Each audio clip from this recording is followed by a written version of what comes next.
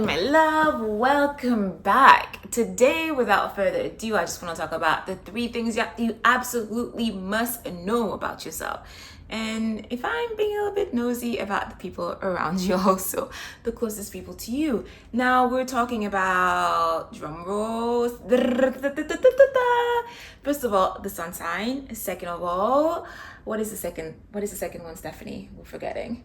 The first one, the sun sign. The second one, your moon. And the third one, Mercury. I really do believe that these are the 3 things that are, I don't want to say the most important things, but they are crucial.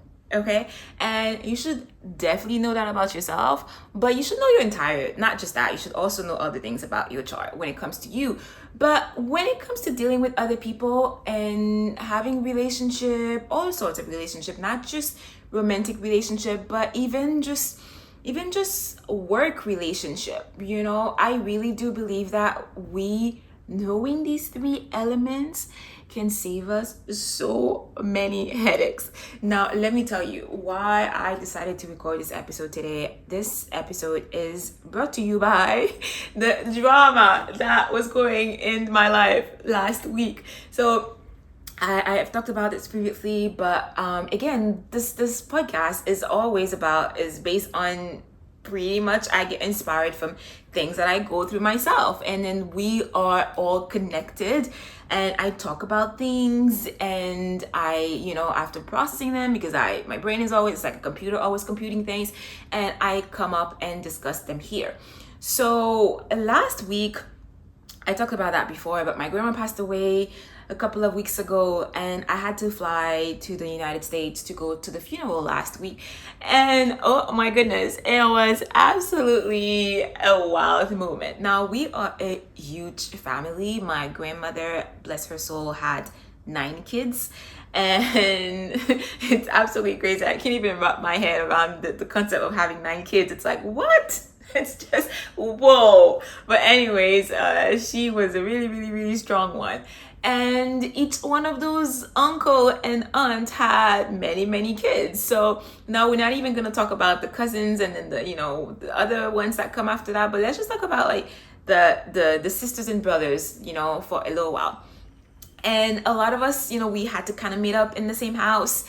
And we're very, very, very, very, very close. I'm so grateful for that. It's actually a very tight-knit family. However, just people are gonna clash. People are gonna clash because that's what people do. And then the creator is actually really, really brilliant, because actually relationships are they're actually there to be our triggers.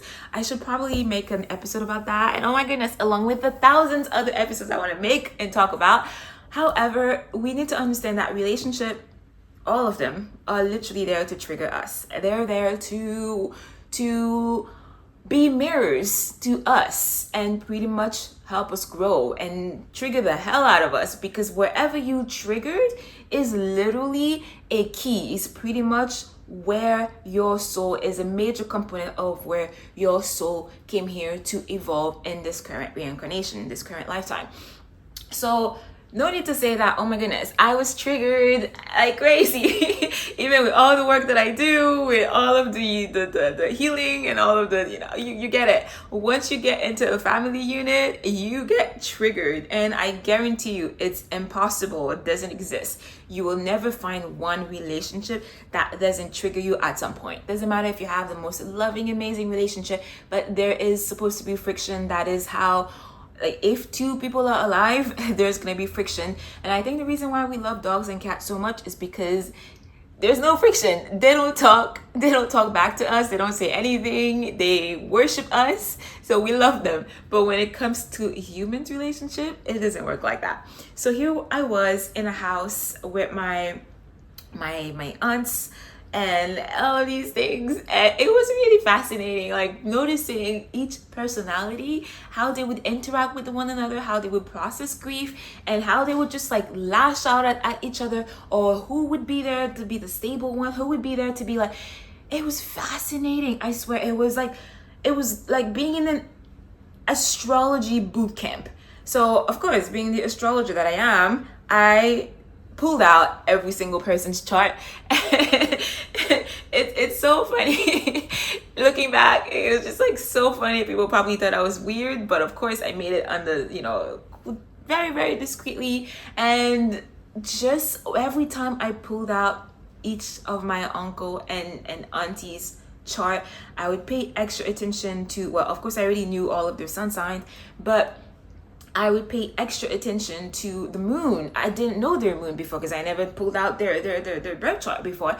So I would pay attention to their moon, and I would pay attention to their Mercury. So Mercury is what did I say before? The three important things that you need to know: the sun sign, the moon, and Mercury. The reason why I say that is because this is what is gonna come up at the immediate interaction that you're having with people right now. Of course, Mars is important, Venus is important, but Venus is mostly like beauty, love, relationship, and things like that. So I don't really put it immediately relevant in that area. And yes, Mars is important because Mars is gonna be about how the person shows, how the person deals with their anger, how the person deals with friction, how the person deals with challenges, but how pretty much they deal with their anger and how it's gonna show up.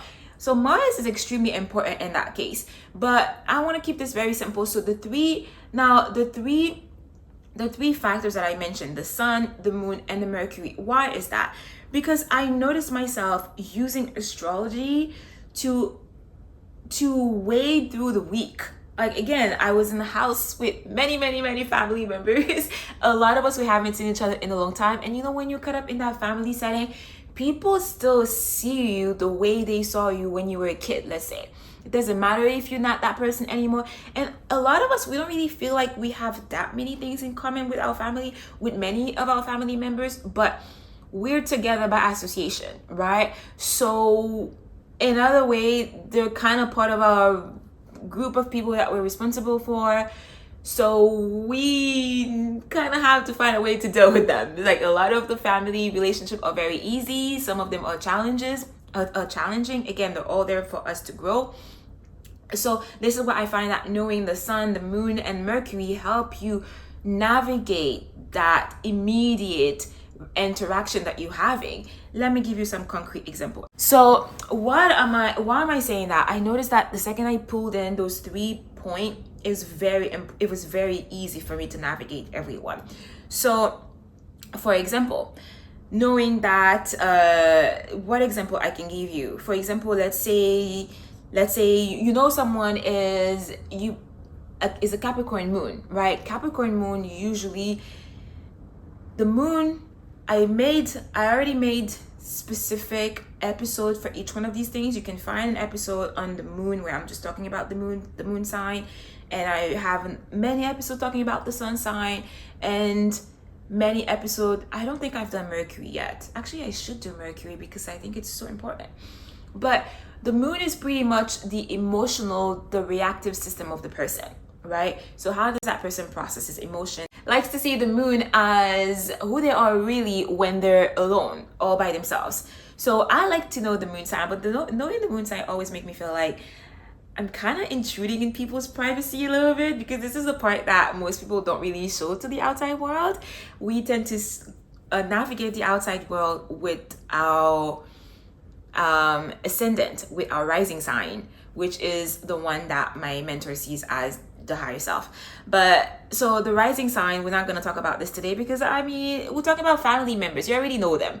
So what I'm really attracted, what I'm prioritizing is what we don't see, the internal that affects everything, that affects how they talk to you, that affects how they're dealing with their emotion. That is the moon. So the moon's going to affect how they deal with their emotions, and Mercury is going to affect how they think and how they talk, right? So let's say the moon, which is all about the emotional processing, right?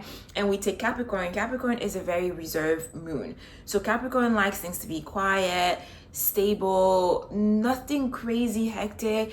If you coming at them really, really fast and really strong, you are absolutely they will feel very overwhelmed. And this is not how Capricorn moon really operates. So whereas on the other side, we do have Sagittarius moon, which tends to be it's a fiery sign.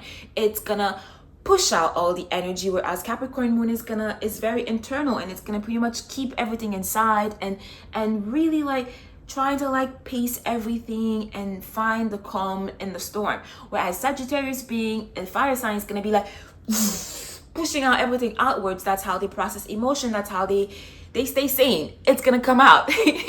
So now, what do you think happens when you put a Capricorn moon right next to a Sagittarius moon? Well, it's chaos. Exactly, because one is pretty much outward and it's coming at you with all the fire. Think about a dragon, whereas the other one just wants peace and quiet and just wants you to just be like calm and still so they don't go crazy.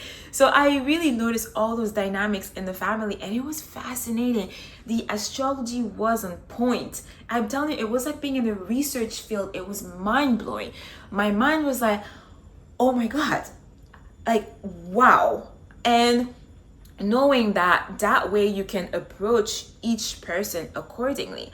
The way I would approach the Capricorn moon was very different from the way I would approach the Sagittarius moon. With Sagittarius moon, you know, like, we have a little bit more understanding about the way they process emotion and trying not to take things personally when they're just like, you know, releasing all that fire at you. Now, it doesn't mean that we're gonna let people do whatever they want and not have boundaries. It's very important to protect ourselves and our own mental health and keep our boundaries strong. But at the same time, I think it's really important for us to know, like, you know, what are other strengths and weaknesses. That way we can help everyone out and just like help balance out the energies, because no sign is perfect. We come together, we are strong when we all come together, because it is when we come together, when all the 12 signs come together, that things actually become perfectly balanced, because all the weaknesses are balanced with the other strength, and it just creates that perfect what's the word I'm looking for, that perfect equilibrium.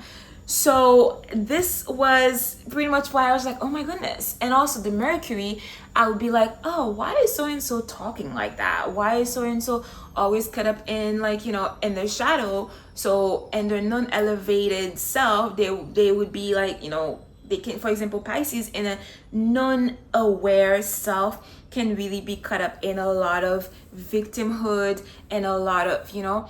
So this is why also we're doing all this work, and we are putting consciousness on this so that we are not doomed with our astrological sign. The goal is to be aware of the strength and the weakness of each sign. That way we can put our energy into working on the weakness point, working on the blind spot. That way we can elevate them and grow beyond them, grow above them.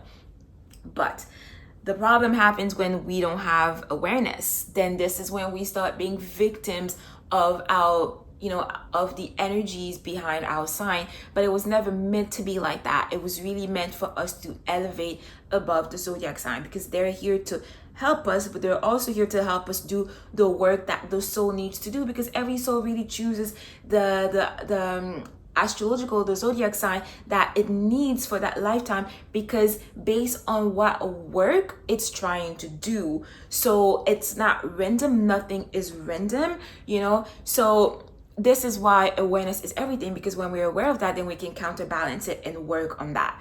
So this is why I really do believe that it's very important to know your own Mercury, obviously your sun. Most people know that one, your sun, your Mercury, and the moon, amongst other things. But exactly these three things, and also knowing these three things about your partner, your best friend, your mom, your dad, your sister, your brother, and you know, your boss.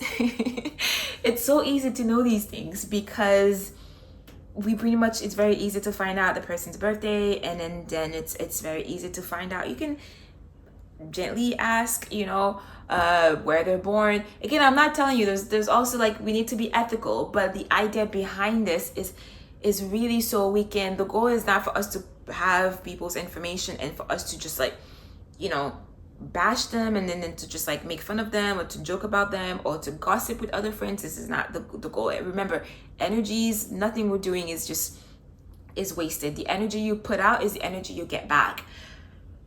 But the reason why I wanted to highlight these 3 signs, is because I really do think it can help us just operate on the day-to-day life so much better, so much smoother. And that's why I wanted to make this episode.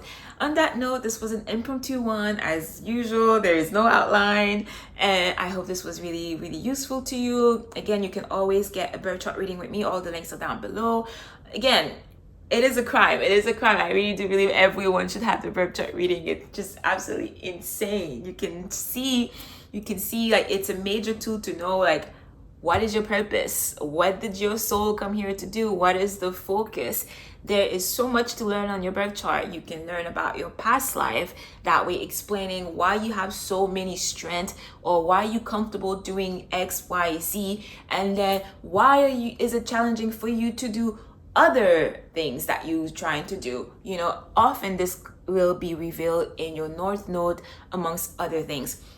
On that note, my loves, I will see you in the next one. And also, I left a link down below if you wanted to contribute to the show. That way you could actually, it's a cause that is really close to my heart. It's actually a roots program for spirituality for young kids and young adolescents. Oh gosh, it's very hard for me not to get emotional talking about this, because this is the knowledge that I wish I had when I was an adolescent myself, or when I was a young adult. My life would have been entirely different. And this is why I'm so passionate about what I'm doing right now, because again, knowledge is power. On that note, my loves, I will see you in the next one, and keep shining bright like a diamond.